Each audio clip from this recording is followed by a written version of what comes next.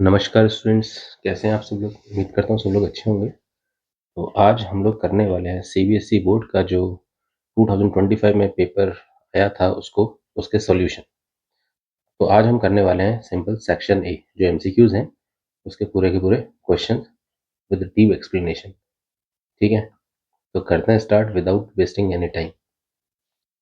पहला क्वेश्चन जो आया था, अच्छा मैं बता देता हूँ आपको, ये सेट 3 का है। जो भी मेरे को क्वेश्चन पेपर आया है मेरे पास, ये सेट 3 का है। ठीक है, तो सेट 1 और सेट 2 में ज़्यादा अंतर नहीं होता है, ऑलमोस्ट वही होते हैं। कुछ 2-4 क्वेश्चंस आगे पीछे होते हैं, तो आप देख लीजिएगा। ठीक है, तो क्वेश्चन नंबर फर्स्ट था, द गिवन ग्राफ इलस्ट्रेट्स। ये ग्राफ कौन से इनवर्स ट्रिग्नोमेट्रिक फंक्शन का है? तो साफ साफ अगर आपने मेरी वीडियो देखी होगी तो उसमें साफ साफ मैंने जब ग्राफ बता रखे हैं, तो यू शेप जो ग्राफ होता है वो दो ट्रिग्नोमेट्रिक फंक्शन का होता है। यू यू का मतलब देखो, ये ऐसे मुड़ा हुआ है, ये आधा यू और ये आधा यू, इसको ज्वाइन कर लेंगे तो यू बन जाता है ना। तो उसको मैं बोलता हूँ यू शेप ग्राफ। तो यू शेप जो ग्राफ होता है, ये या तो वो कॉसेक इनवर्स एक्स का होता है या सेक इनवर्स एक्स का। ठीक है, अब ओके, अब सुनना मेरी बात। जो कॉसेक इनवर्स एक्स का होता है, कॉसेक इनवर्स एक्स में जो यू शेप होता है वो आधा एक्स एक्सिस से ऊपर आता है और आधा नीचे आता है। ठीक है, तो या इसका मतलब है ये कॉसेक इनवर्स एक्स का तो नहीं है, तो किसका होगा ये है सेक इनवर्स एक्स का ग्राफ। ठीक है, सेक इनवर्स एक्स का ये ग्राफ है। ठीक है, कॉसेक एक्स का क्यों नहीं है? क्योंकि कॉसेक एक्स का यू शेप क्या होता है, ऐसे आता है, आधा यहाँ आता है, आधा एक्सेस के नीचे आता है। ठीक, तो पहले का ऑप्शन नंबर फर्स्ट है पहले क्वेश्चन का। ओके, सीधे डायरेक्ट पूछा गया, ये डायरेक्ट पूछा गया। जो मैंने मेरी कुछ दिन पहले की वीडियो डाली है उसमें मैंने डायरेक्ट सारे के सारे ट्रिग्नोमेट्रिक फंक्शन के ग्राफ्स बना रखे हैं, तो उसी में से डायरेक्ट आया है, पुटअप कर रखा डायरेक्ट। देखो क्वेश्चन नंबर सेकंड क्या है। क्वेश्चन नंबर सेकंड है आपके पास, let A be a square matrix of order 3 if determinant of A is 5 then determinant of adjoint A is what. तो एक प्रॉपर्टी है वो लगा रहे हैं, आपको पता होना चाहिए कि डिटर्मिनेंट ऑफ एडजॉइंट ए की एक प्रॉपर्टी होती है। क्या होती है? डिटर्मिनेंट ऑफ ए की पावर n माइनस 1। ठीक है, n वेयर जो n होता है वो ऑर्डर होता है, ऑर्डर कितना है? 3 है। तो डिटर्मिनेंट ऑफ ए की पावर 3 माइनस 1 मतलब 2, और डिटर्मिनेंट ऑफ ए कितना दे रखा है? 5। 5 का square that means 25। 25 means option number C. ठीक है, ऑप्शन नंबर सी हो गया। करते हैं question number third. Third question देखिए, थर्ड क्वेश्चन क्या है, ये भी बहुत इजी क्वेश्चन है। If A and B are two square matrices, each of order 3, with determinant of A equals to 3, determinant of B equals to 5, then determinant of 2 into A into B is what? तो देखो इसकी value पूछ रहा है, determinant of 2 A B की value. तो जो भी स्केलर क्वांटिटी होती है जो कि 2 है, डिटर्मिनेंट से बाहर जाता है तो जो भी ऑर्डर होता है उसकी पावर में आ जाता है। ऑर्डर कितना है? 3, इसकी पावर में आ गया, और अंदर क्या बचेगा? Determinant of A into determinant of B. ठीक है, जो डिटर्मिनेंट है ये ए पे भी है और बी पे भी है, फर्क लगा दिया। 2 की पावर 3 मतलब 8। डिटर्मिनेंट ऑफ ए कितना है? 3। डिटर्मिनेंट ऑफ बी कितना है? 5। मल्टीप्लाई कर दो स्टूडेंट्स, 8 5 जा 40, 40 इंटू 3 कितना? 120। Option number B. ठीक है, फोर्थ क्वेश्चन देखिए। फोर्थ क्वेश्चन कह रहा है, एक मैट्रिक्स है किस ऑर्डर की? 3 इंटू 3 ऑर्डर की, मतलब टोटल कितने एलिमेंट्स होंगे? 9 एलिमेंट्स है ना, 3 रो 3 कॉलम में, एक स्क्वायर मैट्रिक्स में। ठीक है, अब कह रहा है what are the total number of possible matrices of order 3 into 3 with each entry as √3 and √2। हर एक एंट्री √2 और √3 कोई भी हो जाए इसमें, है ना, कितने पॉसिबल मैट्रिसेस बनेंगी? मतलब ये देखो, टोटल देखो, या तो √2 यहाँ आ जाए या √3 यहाँ आ जाए यहाँ पे, तो कितने तरीके यहाँ आने के? 2 तरीके। ऐसे ही √2 या √3 कोई भी आ सकता है, दोनों में से दो तरीके, यहाँ पे भी दो तरीके, तो ऐसे टोटल कितने तरीके हो जाएंगे? टोटल कितने एलिमेंट्स है? 9 है ना, टोटल 9 वेज हो जाएंगे, तो 2 की power 9, that means 512, option number B. ठीक है, ओके। अब ये देखो क्वेश्चन नंबर फिफ्थ क्वेश्चन क्या है? Fifth, domain of F x equals to cos inverse X plus sine X. ठीक है, तो सबसे पहले देखो कॉस इनवर्स एक्स का डोमेन क्या होता है। कॉस इनवर्स एक्स का डोमेन होता है, ऐसे समझो, मैंने एक नंबर लाइन बनाई, ये होता है माइनस इन्फिनिटी, ये इन्फिनिटी। कॉस इनवर्स एक्स का डोमेन होता है -1 to 1। ठीक है, sine inverse, sorry, sine x का डोमेन क्या होता है? सारे रियल नंबर। सारे रियल नंबर मतलब ये डोमेन है साइन एक्स का, कॉस एक्स का डोमेन ये है। ठीक है, और दोनों को प्लस करके हमने डोमेन निकालना है। फंक्शन क्या है? दोनों का एडिशन है, तो एडिशन में क्या आएगा? दोनों का कॉमन पार्ट, दोनों का कॉमन पार्ट। तो इसमें और इसमें कॉमन पार्ट क्या है? यही वाला तो है, इतना पार्ट। तो कितना डोमेन क्या आया? -1 to 1, कॉमन जो आया, क्लोज इंटरवल -1 to 1, मतलब ऑप्शन नंबर सी। ठीक है, करते हैं क्वेश्चन नंबर 6। देखो क्वेश्चन नंबर 6 क्या है? The matrix A equals to √3 0 0 0 √2 0 0 0 √5 is scalar matrix, identity matrix, null matrix और सिमेट्रिक मैट्रिक्स। स्केलर मैट्रिक्स, अगर आपने मेरी वीडियो देखी होगी तो स्केलर मैट्रिक्स की ट्रिक बताई थी मैंने। S for scalar, S for same. Diagonal element क्या सेम है? नहीं है, तो स्केलर मैट्रिक्स नहीं है। आइडेंटिटी मैट्रिक्स मतलब डायगोनल एलिमेंट 1 होने चाहिए। ठीक है ना, डायगोनल में 1 1 होना चाहिए, है नहीं है, तो उसका मतलब आइडेंटिटी मैट्रिक्स भी नहीं है। नल मैट्रिक्स में सारे एलिमेंट 0 0 होने चाहिए, तो नल मैट्रिक्स नहीं है। इसका मतलब ये क्या होगा? सिमेट्रिक मैट्रिक्स होगा। और क्यों होगा बता दिया मैंने। सिमेट्रिक मैट्रिक्स का क्या होता है रिजल्ट? गिवन मैट्रिक्स, जो भी गिवन मैट्रिक्स ए है, इसका ट्रांसपोज करके ए ही आएगा। आप चेक कर लो, आप चेक कर लो ट्रांसपोज कैसे करते हैं। पहली रो को पहले कॉलम में कन्वर्ट करो, पहली रो को पहली रो है, पहले कॉलम में कन्वर्ट कर लो, दूसरे को दूसरे कॉलम में, यही आएगा देखो। तीसरी रो को तीसरे कॉलम में, यही रिजल्ट आएगा देखो। इसका ट्रांसपोज करा और यही आ गया, तो इसका मतलब सिमेट्रिक मैट्रिक्स है। वैसे ही बता दिया और वैसे भी सॉल्व करके बता दिया। ठीक है, ये वाला क्वेश्चन, क्वेश्चन नंबर 7 देखिए, डिफरेंशिएशन का है। एफ एक्स कितना है? एफ एक्स की वैल्यू कितनी दे रखी है? -2x⁸ है ना। और एफ डैश एक्स पूछ रहा है कुछ, देखते हैं। सबसे पहले एफ डैश एक्स तो निकालें। एफ डैश एक्स मतलब डिफरेंशिएशन, हाँ, कितना हो जाएगा? माइनस का 16x⁻7। ठीक है, अब एक्स की जगह 1/2 रख रहे हैं, क्योंकि 1/2 हर जगह है। एक्स की जगह हम रख रहे हैं 1/2। ओके, 1/2 रखा, की पावर 7, -16 ऐसे ही। 1 की पावर 7 तो 1 ही होता है। 2 की पावर 7 के मतलब 2 की पावर 5 होता है 32, और 6 होता है 64, और 7 होता है 128। ठीक है, 4 4 जा 16, 4 3 जा 12, 4 2 जा 8, 4 1 जा 4, 4 8 जा 32। कितना आया रिजल्ट? -1/8, -1/8 आया रिजल्ट। ठीक है, तो ये किसका आया? एफ डैश 1/2 का रिजल्ट आया, माइनस का 1/8, इक्वेशन नंबर 1। ओके, अब एक काम करते हैं, मैं क्या कर रहा हूँ, एक बार इसमें -1/2 भी रखो, क्योंकि देखो, देखते हैं कि ये सेम आ रहा है। अगर मैं माइनस रखूंगा, देखो, -1/8 रखूंगा तो ये माइनस हो जाएगा, माइनस माइनस प्लस हो जाएगा, तो ये तो इक्वल नहीं आएगा, है ना, क्योंकि ये माइनस है, ये प्लस का आ जाएगा, तो इक्वल नहीं होगा। यहाँ देख लेते हैं, ये प्लस हो गया और ये प्लस हो गया, ये वाला आ जा रहा है, देखो। नहीं, ये भी कैसा आ जाएगा एफ डैश का? अच्छा, इसमें एक बार एक काम करते हैं, इसमें रखते हैं, इस वाले में, इस वाले रिजल्ट में देखो, इसकी तो वैल्यू क्या आई? अगर इसके लिए देखते हैं तो एक माइनस और दे दो, ये वाला, तो कितना आ जाएगा? 1/8 आ जाएगा। इसको चेक कर रहा है, ये तो नहीं है, इसको चेक करें, 1/8 आ जाएगा। अब जहाँ फंक्शन है, मेन फंक्शन में -1/2 रख दो, तो -2 ऐसे ही, और एक्स की जगह -1/2 की पावर 8। तो रिजल्ट क्या आया? वैसे भी देखो पता लग रहा है, ये पावर प्लस हो जाएगी, प्लस माइनस माइनस, और ये प्लस है, तो ये भी नहीं आया। ठीक है, एफ डैश 1/2 ये चेक कर लेते हैं, -1/8, और हाँ ये आ गया देखो, एफ डैश -1/2 रखते हैं, एफ डैश -1/2 में क्या आ जाएगा, प्लस हो जाएगा, ठीक है। फिर एक माइनस कर देंगे इसको, ये माइनस हो जाएगा।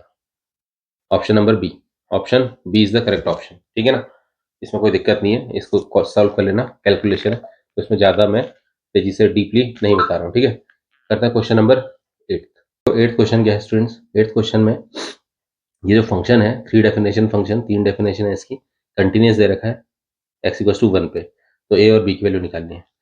अगर कंटिन्यूस, कोई भी फंक्शन कंटिन्यूस होता है तो left hand limit equals to right hand limit equals to क्या होती है, फंक्शन की वैल्यू जहाँ पे फंक्शन कंटिन्यूस दे रखा है, फंक्शन की वैल्यू कहाँ पे, x इक्वल्स टू 1 पे, ये तीनों क्या होते हैं, इक्वल होते हैं। तो लेफ्ट हैंड लिमिट कहाँ पे, 1 के लेफ्ट में, 1 से लेफ्ट में फंक्शन का क्या रिजल्ट आएगा, -5, -5 a, और x की वैल्यू 1 रखनी है, 1 रख दिया, 2b, ठीक है, equals to right hand limit, मतलब x इक्वल्स टू 1 से बड़ा, 1 से राइट, 1 से राइट में मतलब 1 से बड़ा, x ग्रेटर देन 1 ये रखोगे, 3a, x की वैल्यू 1 रख दो, -b इक्वल्स टू फंक्शन जो भी है वहाँ पे x की वैल्यू 1 रखनी है, x की वैल्यू 1 में फंक्शन क्या है, फंक्शन में x की वैल्यू 1 रखनी है, तो आंसर क्या आ रहा, 11, ठीक है। तो यहाँ से दो इक्वेशन बना लो, -5a -2 इक्वल्स टू 11, दूसरी इक्वेशन इसको इसके साथ इक्वेट कर लो, तो ये -b इक्वल्स टू 11, ठीक है। इसको 2 से मल्टीप्लाई कर देते हैं, क्या रिजल्ट आएगा बताना, 6 से -2b इक्वल्स टू 22, और पहली वाली इक्वेशन तो चल रही थी as it is, -5a -2b equals to 11, minus है तो प्लस, माइनस है तो प्लस, प्लस है तो माइनस, ये कैंसिल हो गया, क्या रिजल्ट आया बताओ, 11 है बराबर 11, 11 से 11 कैंसिल, ए की वैल्यू क्या आ गई, 1, ठीक है, ए की वैल्यू 1, कोई ऑप्शन में है, हाँ ये है देखो, ए की वैल्यू 1, और ऑटोमेटिकली देखो ए की वैल्यू 1 है तो यहाँ रख दो, ए की वैल्यू 1 रख दो, यहाँ बी की वैल्यू -8 आएगी देखो, 5 इंटू ए की वैल्यू 1 रख दो, -2b बराबर कितना था, 11, आप खुद ही देख लो, -5 बराबर 2b इक्वल्स टू 11, -2b बराबर 11 प्लस 5, -2b बराबर 16, बी की वैल्यू कितनी, माइनस का 8, ठीक है ना, बी की वैल्यू -8, ऑप्शन नंबर सी पहले बता दिया था, ठीक है। करते हैं क्वेश्चन नंबर 9।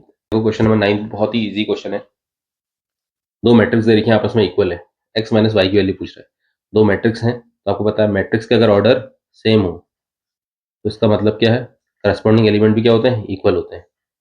तो कौन किसके इक्वल कर दो, तो 2x -1 किसके बराबर आ गया, इसके करस्पॉन्डिंग एलिमेंट कौन है, x+3 है, क्लियर। ऐसे ही यहाँ पे इसके करस्पॉन्डिंग किसकी, कौन हो जाएगा, y² -1 के करस्पॉन्डिंग क्या हो जाएगा, 35, वैल्यू निकाल लो यहाँ से, ये कितना आ जाएगा, x इक्वल्स टू 4 आ गया यहाँ से y² इक्वल्स टू 36, y की वैल्यू क्या आ गई, +-6, क्या आ गई, +-6 आ गई, ठीक है। तो हमने क्या निकालनी है, x माइनस वाई की वैल्यू, x माइनस वाई मतलब 4, एक बार माइनस वाई को +6 ले रहे हैं तो आंसर क्या आया, -2 आया, और दूसरे केस में x minus Y 4 minus Y को -6 ले रहे हैं, माइनस माइनस प्लस कितना हो जाएगा, 10 हो गया, समझ में आया, -2 और 10 आ रहा है रिजल्ट, -2 और 10 दो है ना, दो रिजल्ट आ रहे हैं, -2 और 10, ठीक है। क्वेश्चन नंबर 10 कर रहे हैं, देखो एप्लीकेशंस ऑफ डेरिवेटिव का क्वेश्चन है, ठीक है, रेट ऑफ चेंज निकालने का। देखो क्या कह रहा है, the edge of a variable cube, एक क्यूब है, एक क्यूब है, क्यूब कैसे ही बना लो यार आप लोग, ठीक है ना, रफ में। तो क्यूब की जो एज है, एज मतलब साइड, मैंने ए मान ली, इंक्रीज कर रही है at a rate of, rate कह रहा है मतलब टाइम के साथ, जो एज है, एज है ना, साइड, वो d/dt, रेट मतलब जो एज है वो इंक्रीज कर रही है, मतलब प्लस, इंक्रीज मतलब प्लस, किस रेट से, 5 सेंटीमीटर पर सेकेंड, ठीक है, d/dt दे दिया आपको, +5 सेंटीमीटर पर सेकेंड, है ना, रेट कह दिया ना, रेट मतलब टाइम के रिस्पेक्ट में डिफ्रेंशिएट करो किसको, एज को, ये गिवन है, क्या निकालना है, the rate at which the surface area is increases when edge is 2 centimetre, जब एज 2 सेंटीमीटर हो जाएगी तो उस टाइम पर सरफेस एरिया किस रेट से इंक्रीज करेगा, सरफेस एरिया एस किस रेट से इंक्रीज करेगा, ये निकालना है आपने। कब? व्हेन ए 2 हो जाए, ये निकालना है। ठीक है, ये दे रखा है। तो हमें पता है D by D T surface area क्या होता है, क्यूब का सरफेस एरिया मतलब टोटल सरफेस एरिया क्या होता है, 6 ए स्क्वायर। ठीक है, तो 6 तो कांस्टेंट है, D A by D T किसका, ए स्क्वायर का। तो 6 कांस्टेंट बाहर, तो ए का क्या हो जाएगा बताना, ए का क्या हो जाएगा 2a D A by D T. Clear? Okay, 6 2 जा 12। ठीक है, 6 2 जा 12 A D A by D T. तो 12 ए कितना दे रखा है 2, 2 रख दो, D A by D T कितना दिया है 5। आंसर आ गया, आंसर आ गया। 12 2 जा 24। ठीक है, 24 इंटू 5 कर दो, 8 5 40, 1 कैरी 10 11 12। ठीक है, 120, ऑप्शन नंबर बी। ठीक है, करते हैं नेक्स्ट क्वेश्चन। स्टूडेंट्स 11 क्वेश्चन क्या है, इंटीग्रेशन ई द, ये देखो ये क्वेश्चन भी मैंने अपनी जो इंटीग्रेशन वाली वीडियो उसमें करा रखा है, तो ये वाला क्वेश्चन भी आया।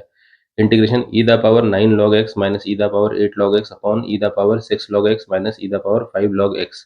तो क्या है देखो, पहले लॉग की प्रॉपर्टी लगा लेते हैं। E M log N, M log N क्या होता है, लॉग एम की पावर एन, ये ऊपर चले जाएगा। ठीक है, माइनस ऐसे यहाँ पे बताओ ई लॉग एक्स की पावर 8 हो जाएगा अपॉन ई लॉग एक्स की पावर 6 माइनस ई लॉग एक्स की पावर 5। ठीक है, ई लॉग 1 होता है, ई की पावर लॉग क्या होता है 1 होता है, ई की पावर लॉग 1 होता है। ठीक है, तो हमारे पास क्या बचेगा, और डी एक्स चल ही रहा है। हाँ, हमारे पास क्या बचेगा देखो, हमारे पास बचेगा ई की पावर लॉग 1 होता है, तो हमारे पास बचेगा केवल एक्स की पावर 9। यहाँ क्या बचेगा एक्स की पावर 8। देख लो, ई की पावर लॉग 1 होता है, एक्स की पावर 6 माइनस एक्स की पावर 5 डी एक्स। कॉमन ले लो, एक्स की पावर 8 कॉमन आ गया, नीचे से डिनोमिनेटर से एक्स की पावर 5 कॉमन आया, अंदर क्या बचेगा एक्स माइनस 1, नीचे क्या बचेगा एक्स माइनस 1 डी एक्स, और इंटीग्रेशन चल ही रहा है। ठीक है, x minus one cancel, x की पावर 5 से एक्स की पावर 5 कैंसिल, कितनी पावर बची, एक्स की पावर 3 बचा केवल, और डी एक्स। इंटीग्रेशन एक्स की पावर 3 का क्या होता है, एक्स की पावर 4/4 प्लस 1, मतलब option number C, C option is the correct one. करते हैं 12th क्वेश्चन। तो स्टूडेंट्स क्वेश्चन नंबर 12 क्या है, if function f from R to R, मतलब डोमेन भी रियल नंबर है और इसका कोडोमेन भी क्या है, रियल नंबर है, is defined as f x equals to 2x minus sine x. F is ये decreasing function, increasing function, maximum at x equals to pi by 2, minimum maximum at x equals to 0। तो सबसे पहले F dash x निकालते हैं, है ना। Maximum minimum निकालने के लिए, इंक्रीजिंग डिक्रीजिंग निकालने के लिए फंक्शन का डिफरेंशिएशन किया जाता है। 2x का डिफरेंशिएशन 2, और माइनस साइन एक्स क्या होता है कॉस एक्स। क्लियर? अब मुझे खुद ही बताओ यार, कॉस एक्स, कॉस एक्स की जो रेंज होती है, कॉस एक्स का जो डोमेन होता है, सॉरी, कॉस एक्स का डोमेन कहाँ से होता है, -1 से 1 के बीच में होता है। तो अगर मैं -1 रखता हूँ, देखो एक्सट्रीम पॉइंट अगर मैं रख देता हूँ, -1 रखता हूँ, तो क्या आएगा आंसर, रिजल्ट 3 आएगा, जो कि ग्रेटर देन 0 है ना। अगर मैं -1 रखता हूँ, माइनस माइनस प्लस हो जाएगा, 2 + 1 3 हो जाएगा। और अगर मैं 1 रख देता हूँ तो फिर भी आंसर क्या आएगा, अगर 1 भी रखता हूँ तो भी आंसर क्या आएगा, 1 आएगा, ग्रेटर देन 0। तो एफ डैश एक्स का हमेशा क्या आ रहा है, एफ डैश एक्स का जो रिजल्ट है वो ग्रेटर देन 0 आ रहा है। इसका मतलब फंक्शन क्या हो गया, इंक्रीजिंग फंक्शन। फंक्शन क्या है, इंक्रीजिंग फंक्शन है, because F dash x is greater than 0 for और वैल्यूज ऑफ एक्स। एक्स से कुछ भी वैल्यू रखो, क्योंकि एक्स की वैल्यू कुछ भी रख सकते हैं क्या, -1 से 1 के बीच में तो रख सकते हैं, और तो कुछ रख ही नहीं सकते ना, क्योंकि कॉस एक्स का जो डोमेन होता है -1 to 1 होता है ना। बस, ठीक है ना, मतलब इसकी वैल्यू -1 से 1 होती है, या तो -1 बनेगी या 1 बनेगी, तो फिर भी हमेशा रिजल्ट क्या आएगा, ग्रेटर देन 0 आएगा। ठीक है, तो उनके फंक्शन हो गया। क्वेश्चन नंबर 13 कर रहे हैं, देखो क्वेश्चन नंबर 13 बढ़िया है। क्वेश्चन नंबर 13 क्या है देखो, वेक्टर्स का। A student tries to tie a rope parallel to each other from one end of the wall to other। एक वॉल है, ये वॉल है ना, तो यहाँ से एक रोप बांध रहा है, ये यहाँ से यहाँ एक रोप, और दूसरी रोप इसी के पैरेलल बांध रहा है ना। एक वॉल से दूसरी वॉल में, पैरेलल टू ईच अदर, ठीक है। One rope is along the vector, एक रोप जो है वो इस वेक्टर से, एक रोप जो है वो वेक्टर फॉर्म में ऐसे लिखी गई है, 3i cap plus 15j cap plus 6k cap, and other along the vector, दूसरी रोप जो है वो इसका उसका जो वेक्टर फॉर्म है वो इधर ले रखा है, 2i cap plus 10j cap plus λk cap. ये तो कह रहा है लेमडा की वैल्यू निकालो। तब आपको पता है साफ साफ जो दोनों वेक्टर हैं फिर दोनों रूप हैं आपस में पैरेलल है, तो पैरेलल अगर वेक्टर होते हैं तो उनके क्या होते हैं, कोफिशिएंट्स का रेशियो क्या होता है, इक्वल होता है ना। आई आई के कोफिशिएंट, जे के कोफिशिएंट और के कोफिशिएंट का रेशियो क्या होता है, इक्वल होता है। तो 3/2 = 15/10 = 6/λ, यहाँ से लैम्डा निकाल लो, किसी भी दो को इक्वेट करके क्रॉस मल्टीप्लाई कर ले, है ना। तो कितना आ जाएगा, 15λ बराबर 6×10⁻60, तो 15 4 जा, है ना, 60, λ = 4, ऑप्शन डी, ठीक है। करते हैं next question. Students question number 14 क्या है, बोर्ड एग्जामिनेशन में आया हुआ, integration e⁻x dx upon 16 plus 9e⁻−2x is equals to. तो सबसे पहले इंटीग्रेशन करेंगे हम, e⁻x dx ऐसी लिखा, मैं क्या कर रहा हूँ, e⁻−2x का जो कोफिशिएंट है उसको पहले 1 बनाते हैं, तो मतलब 9 को मैं बाहर ले रहा हूँ, है ना, कॉमन निकाल रहा हूँ, 1/9, तो 16/9 हो गया, प्लस e⁻−2x, है ना, 9 को मैंने कॉमन ले लिया, ठीक, ओके। तो 1/9 ऐसी रहा, इंटीग्रेशन e⁻x dx अपॉन 16/9 को मैं लिखता हूँ 4/3 का होल स्क्वायर e⁻−2x।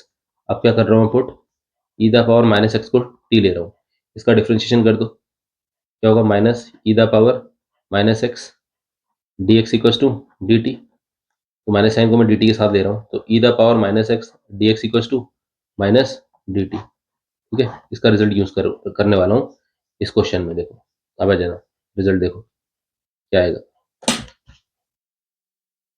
1/9 ऐसे ही, 1/9 ऐसे ही, इंटीग्रेशन e⁻x dx क्या है, माइनस dt, तो माइनस साइन ले लिया मैंने और dt अपॉन 4/3 का होल स्क्वायर ऐसे ही, प्लस e⁻x क्या है, t है लेकिन स्क्वायर है तो t का स्क्वायर, ठीक है। तो ये फॉर्मूला किसका बन गया, a² प्लस x² ना, dt upon a² plus t² क्या होता है, 1/a tan inverse x upon a, 1/a, a क्या है 4/3, tan inverse x upon a, x क्या है t अपॉन ए क्या है 4/3, प्लस कांस्टेंट c, और साथ में लेकिन ये चल रहा था, देखो ये तो लिखने भूल गए थे, कितना चल रहा था, -1/9 चल ही रहा है, तो ये कैंसिल करो, देखो 3 3 जा 9, ठीक है।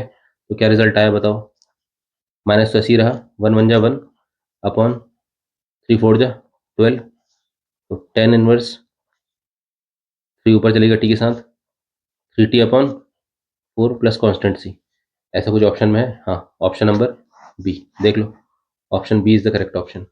अच्छा, टी को दोबारा रिप्लेस कर दो, टी को क्या लिख सकते हैं हम, e⁻x, तो टी की जगह e⁻−x लिख दो, ठीक है, ऑप्शन बी, ठीक है स्टूडेंट। करता है क्वेश्चन नंबर 15, देखो क्वेश्चन 15 में क्या है, दो वेक्टर का जो मॉडुलस है वो इक्वल दे रखा है, तो वेक्टर कैसे होंगे। तो सबसे पहले मैं क्या कर रहा हूँ, मैं स्क्वायरिंग बोथ साइड कर रहा हूँ, ठीक है, स्क्वायरिंग बोथ साइड क्या होगा बताना, mod vector a mod vector b into 2ab होता है ना, two mod vector a mod vector b, यहाँ पे देखो ए का स्क्वायर मतलब मॉड ऑफ ए का square plus mod of b का square -2ab -2 mod of vector A mod of vector b, ठीक है, ये कैंसिल हो गया, देख लो, तो क्या बचा 4 times mod of vector A mod of vector B equals to 0, 4 तो जीरो हो नहीं सकता है, 4 तो जीरो हो नहीं सकता है, 4 can not be equals to 0, तो क्या जीरो होगा, mod of vector A mod of vector B zero होगा, मतलब vector A dot vector B zero होगा, और vector A dot vector B zero होता है तो उसका मतलब vector A perpendicular to vector B, और परपेंडिकुलर वेक्टर को क्या बोलते हैं हम, ऑर्थोगोनल वेक्टर्स, वेक्टर क्या है, ऑर्थोगोनल वेक्टर्स है। अगर ये मॉड का समझ में नहीं आ रहा था ना, आप 2ab को ना 2ab को मॉड मत लिखना, खाली वेक्टर, इसको ऐसे लिख सकते हो आप, 2 vector A dot vector B, 2 vector A dot vector B. तो यहाँ पे क्या रिजल्ट आ जाएगा, 4 vector A dot vector B equal to 0। तो 4 तो 0 नहीं हो सकता है, तो vector A dot vector B 0 होगा। ए डॉट बी का 0 का मतलब vector A perpendicular to vector B means orthogonal vectors, A B are orthogonal vectors means option is correct option. ठीक है, ऐसे कर लेना, है ना, मॉड में समझ में नहीं आएगा। करते हैं नेक्स्ट क्वेश्चन। देखो स्टूडेंट, 16 क्वेश्चन क्या है, a coin is tossed and a card is selected at random from a well shuffled pack of 52 cards. The probability of getting a head on a coin and a face card from the pack is, चार option में कौन सा true है वो आपने टिक करना है। A coin is tossed and a card is selected at random। देखो, कॉइन को टॉस करना और कार्ड को सिलेक्ट करना, यार दोनों इंडिपेंडेंट इवेंट है नहीं है, दोनों इंडिपेंडेंट इवेंट हैं, क्योंकि देखो अगर हमने कॉइन को टॉस करा तो कॉइन को टॉस करने से कार्ड में कोई चेंज आएगा क्या? अरे, एक जगह कॉइन रखे हैं और एक जगह कार्ड सेलेक्ट करने हैं रेंडमली, तो कॉइन को टेस्ट टॉस करा, मैंने कहा लेट से हेड आ गया, तो हेड आ गया। अब मैं कार्ड निकाल रहा हूँ, तो कोई ऐसा कोई गारंटी थोड़ी कि अब कॉइन में हेड आया तो कार्ड में मेरा एस निकल जाए, या फिर कॉइन में टेल आ गया तो मेरा कार्ड किंग निकल जाए, है ना। मतलब दोनों की जो प्रोबेबिलिटी है वो अननोन है, एक दूसरे पर डिपेंड नहीं कर रही है। कॉइन में भी हेड या टेल कुछ भी आ सकता है और कार्ड भी कोई भी निकाल सकते हैं। मीन्स कॉइन में कुछ भी रिजल्ट आना और कार्ड में कोई भी कार्ड को सिलेक्ट करना, दोनों आपस में लिंक नहीं कर रहे, दोनों में कोई भी डिपेंडेंस नहीं है, इंडिपेंडेंट इवेंट है। ठीक है, साफ साफ समझ में आ गया। ओके, तो कह रहा है प्रोबेबिलिटी निकालो कि कॉइन में हेड आ जाए। देखो प्रोबेबिलिटी निकालनी है, कॉइन में क्या आ जाए, हेड आ जाए, एंड मतलब इंटरसेक्शन होता है, फेस कार्ड आ जाए, कार्ड क्या आ जाए, फेस कार्ड आ जाए। एफ, हाँ एफ का मतलब यहाँ पे फेस कार्ड है, इंटरसेक्शन, है ना, कि यहाँ पे हेड आ जाए, यहाँ फेस कार्ड आ जाए। तो क्योंकि ये दोनों इंडिपेंडेंट इवेंट है, तो क्या हो जाएगा, इंडिपेंडेंट इवेंट क्या होता है, आपस में मल्टीप्लाई हो जाते हैं। तो P of head into P of probability of face card. अच्छा, हेड आने की प्रोबेबिलिटी कितनी होती है, 1/2। फेस कार्ड आने की प्रोबेबिलिटी, टोटल कार्ड कितने, तो 52। फेस कार्ड्स कितने होते हैं, 12 होते हैं। कितने होते हैं, 12, है ना। अरे यार, चार क्या होते हैं, चार किंग में होते हैं फेस, चार किंग होते हैं जिसमें फेस बने होते हैं, चार क्वीन होती है जिसमें फेस बने होते हैं, क्वीन, है ना। फोर होते हैं, फोर क्वीन होती है, और फोर क्या होते हैं, जैक होते हैं जिसमें फेस बना होता है। तो 12 फोर फेस कार्ड होते हैं। तो 2 6 जा, और 2 3 जा, कितना, 2 2 जा, 2 6 जा, तो 3/26, 3/26, नहीं एक मिनट, हाँ कितना है, 2 2 जा 4, 2 6 जा 12, 3/26 आएगा, 3/26 नॉट 36, हाँ 3/26। ठीक है, 3/26 होगा बेटा, क्लियर है, 2 6 जा, हाँ। और एक बार और देख लेते हैं,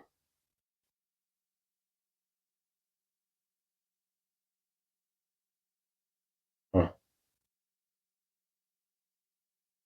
ठीक है, ऑप्शन नंबर बी। चलो क्वेश्चन नंबर 17 करते हैं। क्वेश्चन नंबर 17, देखो क्या निकालना है, दो A and B are two events, P B दे रखा है 1/5, पी ए बाई बी दे रखा है 2/3, पी ए यूनियन बी दे रखा है 3/5, पी ए निकालना है। तो सबसे पहले देखो, हमें ये पता होता है पी ए यूनियन बी क्या होता है बताना, हाँ। ये होता है P A plus P B minus P A intersection B, है ना। ये फॉर्मूला होता है, पी ए यूनियन बी की वैल्यू कितनी दे रखी है, 3/5, इधर देखिए 3/5 बराबर पी ए कितना दे रखा है, पी ए नहीं नहीं पता, निकालना है, निकालना है। पी बी कितना दे रखा है, 1/5 minus P A intersection B पता है, पी ए इंटरसेक्शन बी भी नहीं पता है, और पी ए भी नहीं पता है, पी इंटरसेक्शन बी नहीं पता है और ये भी नहीं पता है। ठीक है, P P A intersection B भी नहीं पता और पी ए भी नहीं पता है। ठीक है, अभी तो ज़्यादा कुछ नहीं कर सकते, क्वेश्चन नंबर 1 बना देते हैं।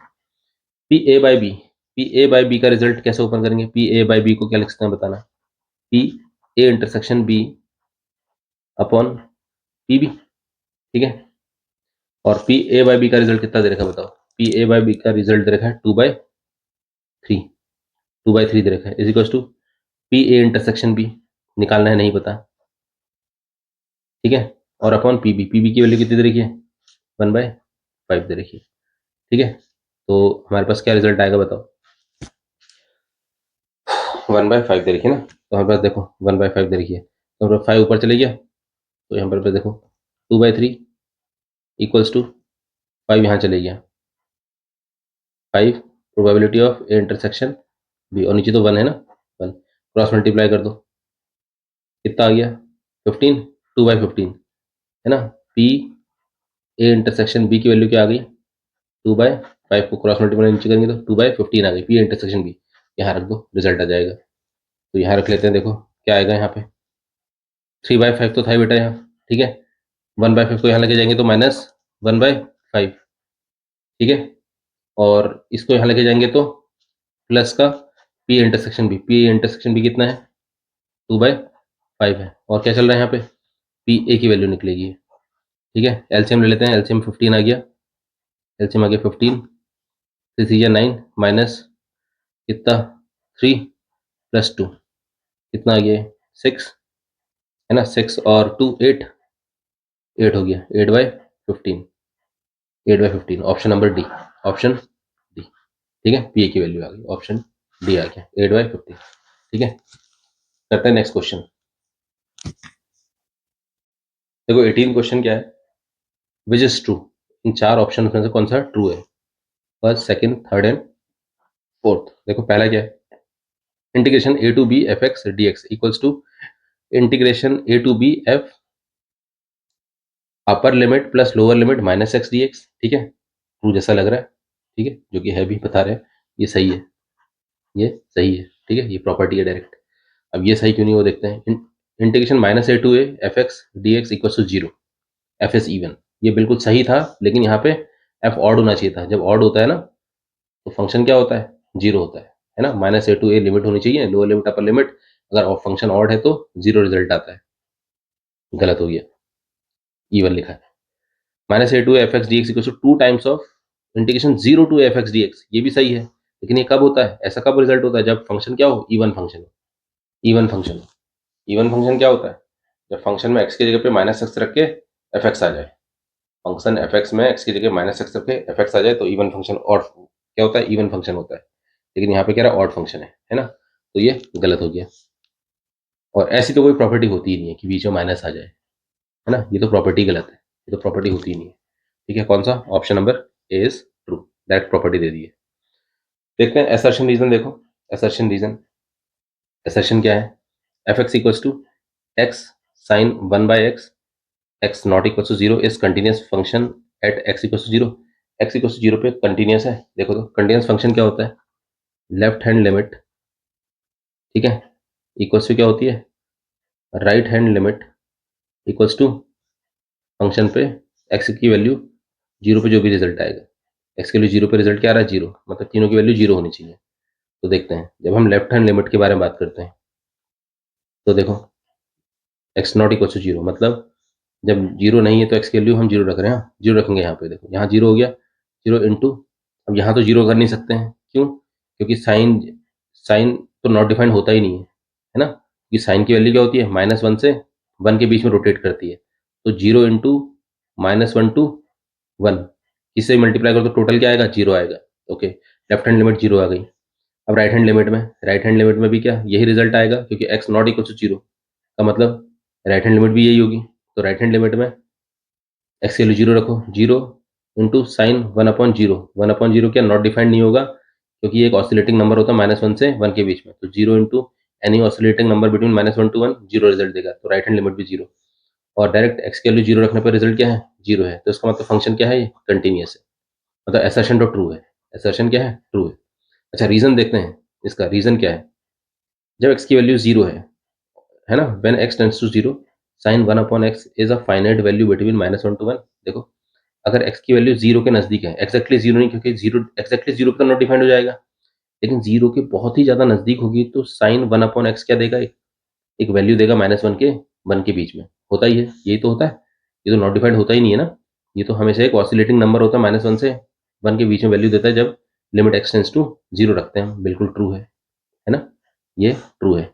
और यही क्या है, एक करेक्ट एक्सप्लेनेशन है एसर्शन का, क्योंकि ये एक ऑसिलेटिंग नंबर है, तभी तो ऑसिलेटिंग नंबर से जीरो को मल्टीप्लाई करके रिजल्ट जीरो आ रहा है ना, क्योंकि ये नॉट डिफाइंड होता तो नॉट डिफाइंड इंटू जीरो तो कभी जीरो होता ही नहीं है ना, क्योंकि ऑसिलेटिंग नंबर आ रहा है तभी जीरो से मल्टीप्लाई करके जीरो बन रहा है, तभी तो कंटिन्यूस बन रहा है। तो इसका मतलब ये एक क्या है, reason is the correct explanation of assertion, मतलब ऑप्शन ए जो होता है वो ट्रू है इसका। ठीक है, कहते हैं 20th पार्ट, ये बहुत बढ़िया क्वेश्चन है, देखो। Set of values of sec inverse root three by two. अभी खुद ही बताओ यार, sec inverse root three by two, sec inverse root three by two, तो देखो इसकी वैल्यू तो सेक की value root three by two कहीं होती है, नहीं होती है। सेक की value root three by two नहीं होती है ना। सेक इनवर्स एक्स की value two by root three जरूर होती है, लेकिन रूट थ्री बाई टू नहीं होती है। तो उसका मतलब ये रिजल्ट कभी भी, इसका आउटपुट कभी भी कोई एक डिफाइंड वैल्यू नहीं देगा। क्या देगा, एक नल सेट, है ना, मतलब जीरो रिजल्ट देगा, मतलब कोई वैल्यू नहीं देगा, मतलब पाई आएगा, मतलब नल सेट आएगा, है ना। ऐसा कोई रिजल्ट ही नहीं होता, इसको सॉल्व ही नहीं कर सकते आप, है ना, इसकी वैल्यू देता ही नहीं है। ओके, अच्छा रीजन देखते हैं। Sec inverse x is defined for, क्योंकि सेक इनवर्स एक्स यहाँ डिफाइंड होता है, हाँ। सेक इनवर्स एक्स की जो डोमेन होती है बिल्कुल सही लिखी है, x belongs to real number except -1 to 1। -1 से 1 के बीच में कुछ भी इनपुट नहीं रख सकते हैं। सेक इनवर्स एक्स में सारे रियल नंबर तो रख सकते हैं, लेकिन -1 to 1 नहीं रख सकते हैं। अब आप देख लो, सेक इनवर्स, ये रूट थ्री की वैल्यू 1.732 होती है, डिवाइड बाय टू कर दो तो इसका आंसर आएगा 0.44 आएगा, जो कि कहाँ बिलोंग कर रहा है, -1 to 1। तो देखो साफ साफ कह रहा है सेक इनवर्स एक्स -1 से 1 के बीच में नहीं लाई करेगा, है ना। सारी वैल्यू इनपुट कर सकते हो, लेकिन ये नहीं कर सकते हो। लेकिन यहाँ पे यही वैल्यू इनपुट हो रखी है, यहाँ पे यही वैल्यू इनपुट हो रखी है, तभी तो नल सेट आ रहा है ना। तो इसका मतलब ये ट्रू है, नहीं है ना, ये ट्रू है। ये नहीं होगा तब ये नल सेट आएगा। ठीक है, समझ में आया, फिर से बता देता हूँ, देखो ये क्या है, एक नल सेट है, ये ट्रू है। और यहाँ पे कह रहा है ये ट्रू क्यों है, क्योंकि सेक इनवर्स एक्स डिफाइंड है केवल सारे रियल नंबर एक्सेप्ट इसके लिए डिफाइंड है ना, इसीलिए तो नल सेट दे रहे हैं। तो इसका मतलब इसका भी ऑप्शन ए हो गया। ठीक है, समझ में आया कि इसका रीजन, एसर्शन का जो रीजन है वो करेक्ट एक्सप्लेनेशन है एसर्शन। तो होप कि आपको सारे एमसीक्यूज बिल्कुल डिटेल में समझ में आए होंगे, और आपकी जो भी क्वेरीज हैं वो बहुत हद तक मैंने सॉल्व कर दी होगी। अगर आपको मेरा वीडियो अच्छा लगा होगा तो प्लीज़ मेरे वीडियो को लाइक शेयर एंड सब्सक्राइब जरूर करिएगा। मिलते हैं ऐसी कोई नेक्स्ट वीडियो में सेक्शन बी और सेक्शन सी के साथ। ठीक है, थैंक यू सो मच।